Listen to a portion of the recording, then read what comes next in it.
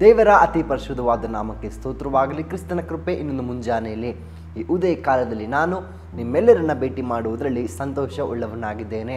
ಪ್ರಿಯ ದೇವಜನರೇ, ಈ ಮುಂಜಾನೆಯಲ್ಲಿ ಕರ್ತನ ವಾಕ್ಯ ನಮ್ಮೆಲ್ಲರನ್ನ ಹೀಗೆ ಬಲಪಡಿಸ್ತಾ ಇದೆ. ಕೀರ್ತನೆ 54ನೇ ಅಧ್ಯಾಯದ 6ನೇ ವಚನದಲ್ಲಿ, ಯೆಹೋವನೇ ನೀನು ನನ್ನನ್ನು ಸರ್ವಾಪತ್ತುಗಳಿಂದ ಬಿಡಿಸಿ.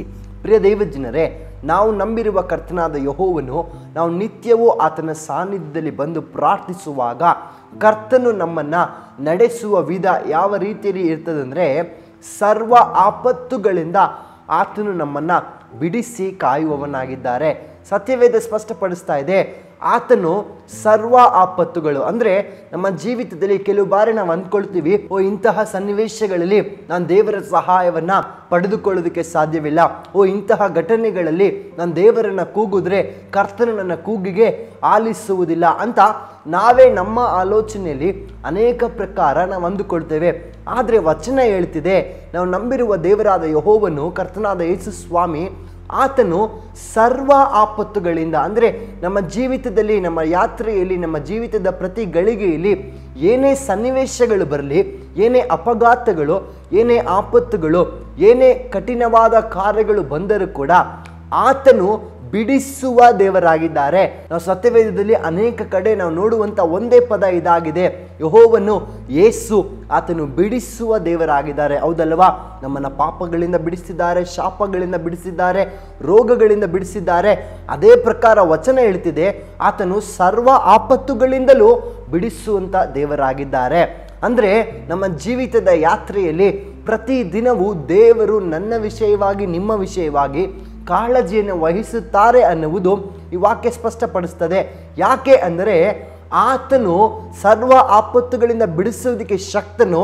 ಯಾಕೆಂದರೆ ನಮ್ಮ ಜೀವಿತಗಳನ್ನು ಆತನು ತನ್ನ ಅಂಗೈಗಳಲ್ಲಿ ಚಿತ್ರಿಸಿಕೊಂಡಿದ್ದಾರೆ.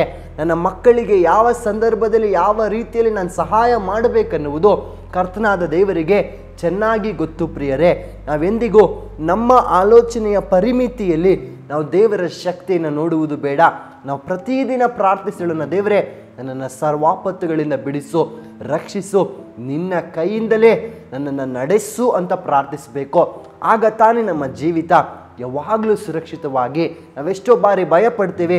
ಕೆಲವೊಂದು ಘಟನೆಗಳನ್ನು ಕೇಳಿಸ್ಕೊಂಡ ತಕ್ಷಣ, ಅಯ್ಯೋ ಅಲ್ಲಿ ಆಗೋಯ್ತಂತೆ, ಅಯ್ಯೋ ಇಲ್ಲಿ ಈ ಥರ ದುರ್ಘಟನೆ ನಡೆದೋಯ್ತು ಅಂತ ಹೇಳಿದ ತಕ್ಷಣ, ಅಯ್ಯೋ ನಮ್ಮನ್ನು ಒಂದು ವೇಳೆ ಈ ರೀತಿಯಲ್ಲಿ ಎಲ್ಲಾದರೂ ಆದರೆ ಏನಪ್ಪ ಗತಿ ಅನ್ನುವ ಮಾತುಗಳನ್ನು ಮಾತಾಡ್ತೀವಿ. ಆದರೆ ಇಲ್ಲ, ಆದರೆ ನಾವು ನಂಬಿರುವಂಥ ದೇವರಾದ ಯೆಹೋವನು, ಆತನು ಸರ್ವ ಆಪತ್ತುಗಳಿಂದ, ಒಂದಲ್ಲ ಎರಡಲ್ಲ, ಸಕಲ ಕಾರ್ಯಗಳಿಂದ ನಮ್ಮನ್ನು ಬಿಡಿಸುವಂಥ ದೇವರಾಗಿದ್ದಾರೆ. ನಂಬಿಕೆ ಇಡ್ರಿ, ಲೋಕದ ಕಾರ್ಯಗಳಂತೆ ನಮ್ಮ ಜೀವಿತ ಇರುವುದಿಲ್ಲ. ದೇವರು ನಮ್ಮನ್ನು ಪ್ರತ್ಯೇಕವಾದ ರೀತಿಯಲ್ಲಿ ನಡೆಸುವ ದೇವರಾಗಿದ್ದಾರೆ. ನಾವು ನಂಬಿಕೆಯೊಟ್ಟಿಗೆ ಪ್ರಾರ್ಥಿಸೋಣವೇ? ಪರಿಶುದ್ಧಾತ್ಮನೇ, ನಿಮಗೆ ಸ್ತೋತ್ರಯ್ಯ. ನಿನ್ನ ವಚನ ಪ್ರಿಯ ಮಕ್ಕಳೊಟ್ಟಿಗೆ ಮಾತನಾಡಿದಕ್ಕಾಗಿ ವಂದನೆ. ಹೌದು ಅಪ್ಪ, ನಿನ್ನ ಯೆಹೋವನು ನಮ್ಮನ್ನು ಸರ್ವ ಆಪತ್ತುಗಳಿಂದ ಬಿಡಿಸಿ ಕಾಯುವಂಥ ದೇವರಾಗಿದ್ದಕ್ಕಾಗಿ ಸ್ತೋತ್ರ. ವಚನದಂತೆಯೇ ಪ್ರಿಯ ಮಕ್ಕಳನ್ನು ಬಲಪಡಿಸು. ಚಿಕ್ಕ ಮಕ್ಕಳೆಂದು ಹಿಡಿದು ಎಲ್ಲರ ಮೇಲೆ ನಿನ್ನ ಸುರಕ್ಷತೆ ಇರಲಿ ಕರ್ತನೆಪ್ಪ. ನೀನು ತಾನೇ ಅವರ ಮೇಲೆ ನಿನ್ನ ಅಪಾರವಾದ ಕೃಪೆಯನ್ನು ಸುರಿಸಿ, ಏನೇ ಸಂಕಟಗಳು, ಏನೇ ಇಕ್ಕಟ್ಟುಗಳು ಬಂದರೂ ಎಲ್ಲ ಆಪತ್ತುಗಳಿಂದ ಬಿಡಿಸಿ ರಕ್ಷಿಸು. ಅವರ ಜೀವಿತ ಸುರಕ್ಷಿತವಾಗಿರಲಿ. ಭಯವನ್ನು ತೆಗೆದುಹಾಕು ಕರ್ತನೆ. ಸಮಾಧಾನ ಕೊಟ್ಟು ದಯಪಾಲಿಸು. ಈ ದಿನ ಆಶೀರ್ವಾದವಾಗಿರಲಿ. ಯೇಸು ಕ್ರಿಸ್ತನ ನಾಮದಲ್ಲಿ ತಂದೆಯೇ, ಆಮೇನ್, ಆಮೇನ್.